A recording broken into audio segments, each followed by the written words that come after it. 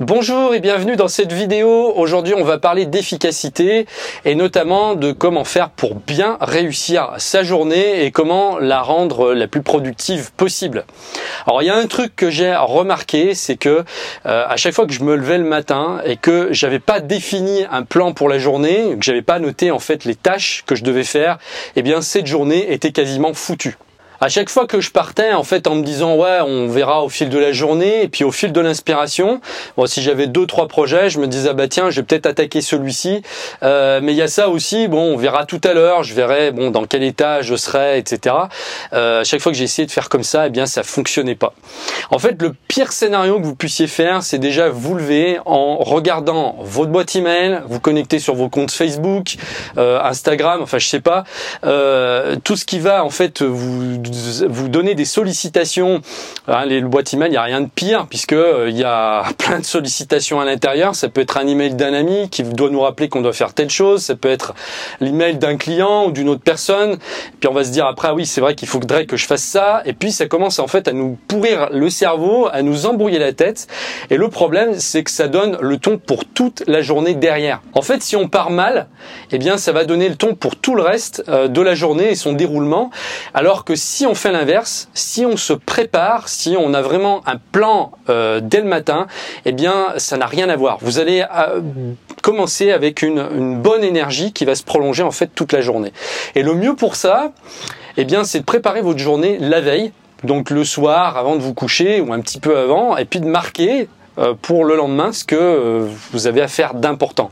Et quand je dis important, c'est vraiment important, c'est-à-dire des projets qui vont changer des choses dans votre vie, comme peut-être, je sais pas, apprendre une nouvelle langue, suivre une formation, préparer un déménagement important ou quelque chose, voilà, quelque chose d'important, pas d'urgent, puisque là il y a souvent un amalgame qui est fait entre l'urgence et l'importance. Il y a plein de choses urgentes qui sont pas forcément importantes. Et si vous faites ça, si vous notez ces tâches, il n'y a pas besoin d'en noter beaucoup. Vous en notez 2 ou 3 simplement. Et vous vous dites voilà, il faut que je les fasse le lendemain. Ou alors vous le faites le matin tôt. Mais alors c'est la première chose que vous allez faire en vous levant. Vous allez vraiment mettre, dès que vous allez vous lever, les tâches les plus importantes à faire.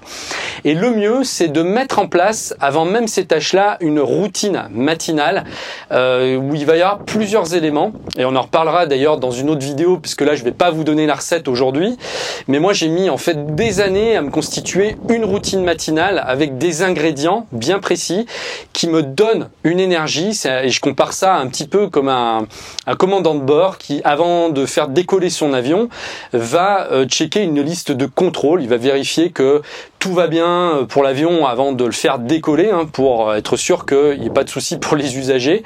En fait, il va cocher une liste. Il va dire ok, on va contrôler ça, on va checker ça, ça c'est ok, ça c'est ok, ça c'est ok. Mais en fait, vous allez faire la même chose et ça va vous permettre, le fait de le marquer et de savoir ce que vous allez faire sans réfléchir, de vous dégager le cerveau et de passer en mode exécution sans perdre de temps. Parce que là aussi c'est pareil, le cerveau en fait, si il se met toujours en mode recherche de ce qu'il doit faire après, si vous êtes tout le temps en train de vous demander ce que vous devez faire, ce que vous devriez faire après, si vous avez peur d'oublier quelque chose au milieu, ça ne fonctionne pas. Vous allez vous embrouiller et vous n'arriverez à rien. Donc cette routine matinale, c'est vraiment comme une rampe de lancement qui va vous mettre dans la bonne énergie. Et c'est vrai que c'est bizarre, mais la première heure, et je dirais même le premier quart d'heure, la première demi-heure que vous allez passer le matin va déterminer, va donner le ton pour tout le reste de la journée. C'est pour ça qu'il faut faire très attention, dès que vous commencez à vous lever, à avoir l'esprit le plus clair possible. Alors moi, c'est vraiment quelque chose que j'ai mis au fil du temps en place, c'est pas venu du jour au lendemain, j'ai pas eu un déclic un matin de génie qui m'a dit « Oh, ça y est, j'ai le truc, j'ai eu le déclic pour avoir la journée parfaite », parce que je pense que déjà la journée parfaite n'existe pas. C'est quelque chose qui se travaille au fur et à mesure, qui s'optimise. Et donc du coup, j'ai mis carrément un système en place et j'ai fait en sorte d'organiser non seulement mes journées mais aussi mes semaines, parce que c'est vrai que les semaines c'est une unité de temps que j'aime beaucoup et dont on parle pas souvent. C'est vrai qu'on le trouve vraiment dans les livres spécialisés, ceux qui sont voilà vraiment dessus, enfin comme moi qui a envie d'avoir des résultats depuis longtemps. L'unité de la semaine est très intéressante parce qu'elle vous stresse moins que la journée. Ça vous permet en fait de mettre les tâches les plus importantes à la semaine, de vous focaliser dessus et ensuite de les découper à la journée, ce qui tout de suite en le découpant devient moins intimidant.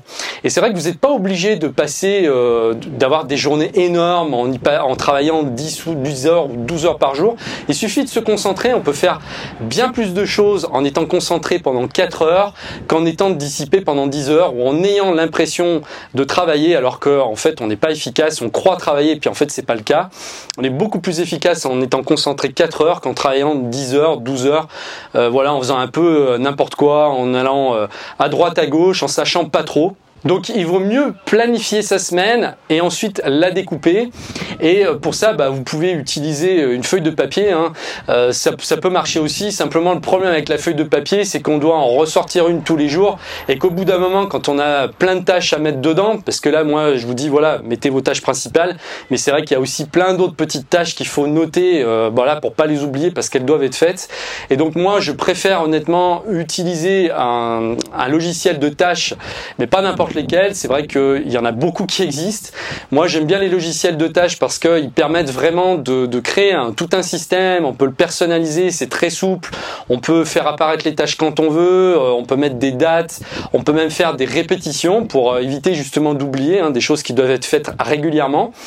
Le truc c'est qu'il y a énormément de logiciels de tâches qui existent et moi j'ai fini par m'arrêter pendant longtemps sur OmniFocus, qui est à mon avis l'un des meilleurs qui existent au monde.